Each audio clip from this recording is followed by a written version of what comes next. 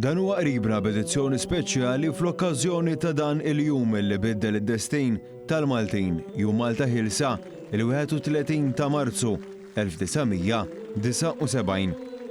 Ħarsa lura lejn il-mexxejja ta' gvernijiet laburisti mill-ħelsien lil hawn mexxejja li bidlu wiċċ pajjiżna wiċċ Malta tagħna.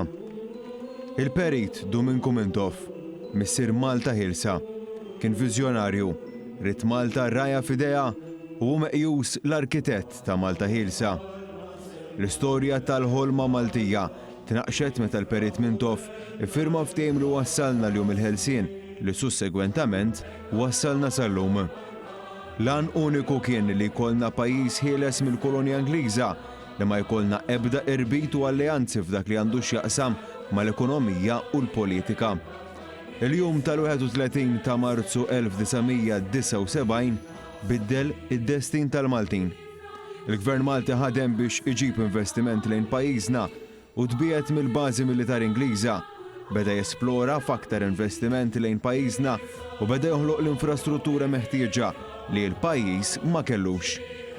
Is-soda s-settur industrijali boqsma industrijali ewlenin u wkoll beda jħares kif jissoda is-settur turistiku. Gvern Laburista mmexxi mill-Perit Domingo Mintoff beda jbiddel wiċċ Malta. Fl-1984, Carmenu Mifsud Bonnici kompla jaħdem fuq dak li kien qed jaħdem fuq Mintoff. Fl-1996, il-Partit Laburista reġa' rebaħ l-elezzjoni bil-mexxej ikun Alfred Sant. Gvern Laburista wired pajjiż mimlidejn waqt kriżi finanzjarja u tberbiq bla kontroll ta' gvern preċedenti, dak nazzjonalista.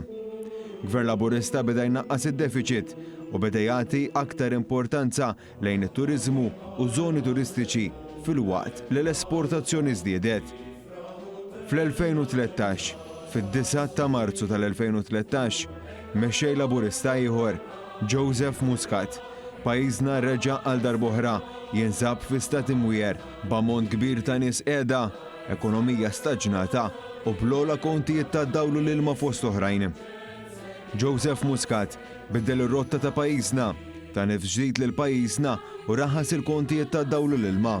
Aktar nies ħarġu jaħdmu fid-dinja tax-xogħol, childcare centers bla ħlas, il-qatt naqas għall-inqas livelli fl-istorja, l-ekonomija Maltija kibret 6 darbit aktar mill-medja Ewropea, aktar turisti f'pajjiżna, għawdex bl-akbar tkabbir ekonomiku, ingħataw il-festi pubbliċi lura lil ħaddiema, bini ta' infrastruttura aħjar fit-toroq, Malta rreġistrat surplus fil-qasam tal-finanzi pubbliċi u għall-ewwel darba fl-istorja budget wara ieħor ta' investiment fin-nies, budgets bla taxxi fost oħrajn. 2020, is-sena misħuta tal-pandemija, Gvern Laburista immexxi minn Robert Abela għażel li jinvesti u jsostni lin-nies. Ħares lejn is-saħħa tan-nies u għen lill-familji u lin-negozji tagħna ta' skemi u miżuri biex jipproteġi lil kulħadd fil-waqt li ġie nnegozjat l-aħjar pakkett finanzjarju għal pajjiżna mill-Unjoni Ewropea. Fl-2022 faqet il-gwerra bejn l-Ukrajna u r-Russja, Malta impattata bħal bqija tad-dinja. Il-prezzijiet instabbli li ġabet magħha din il-gwerra bdew jinħassu sew. Gvern Laburista immexxi minn Robert Abela kien għaqli u refa l-pisu biex il-familji u n-negozji ikollhom kontijiet stabbli. Fl-istess sena, Robert Abela ikkonfermat Prim Ministru bil-viżjoni għal Malta Ħilsa illum din.